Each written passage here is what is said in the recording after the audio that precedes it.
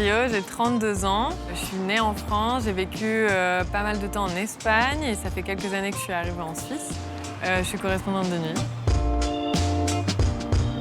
C'est un métier de médiateur urbain, c'est-à-dire qu'on est la nuit sur un ou plusieurs quartiers et on va être donc au contact des habitants, on va aller voir les gens, voir s'ils ont des problèmes. On a une ligne téléphonique sur laquelle ils peuvent nous appeler et puis on va régler donc des conflits de voisinage, ça peut être aussi du tapage nocturne. On va faire beaucoup de sensibilisation pour tout ce qui est déchets, bruit.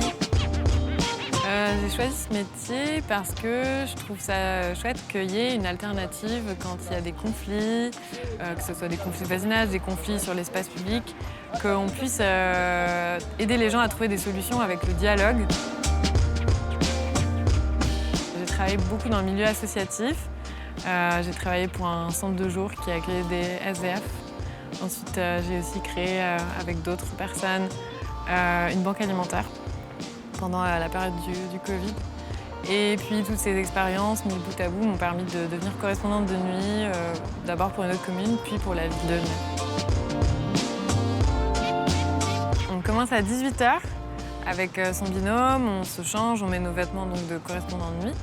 Ensuite, on va consulter le journal de bord. En fait, c'est simplement voir ce qui s'est passé soit le jour d'avant, soit la semaine d'avance pour être sûr d'être un peu au courant. Et puis, donc on va aller dans le quartier, on va rencontrer les habitants, ça peut être des personnes âgées, des personnes plus jeunes, des groupes en famille. On va faire de la prévention, donc on va distribuer des sacs poubelles. On va aussi parfois distribuer des petits mégotiers, aussi donner notre numéro de téléphone pour que les gens nous appellent.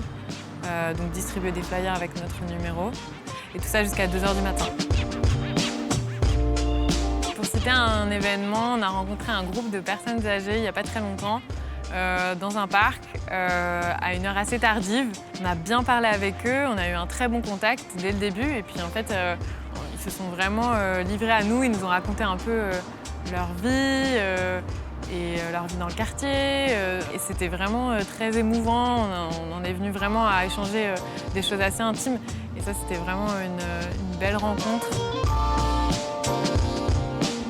Un de mes endroits préférés, je pense que c'est le parc Geisendorf. C'est un endroit que je trouve assez incroyable, où il y a beaucoup de gens qui se mélangent, des gens de tous les âges, de tous les pays. Je trouve ça hyper chouette comme endroit.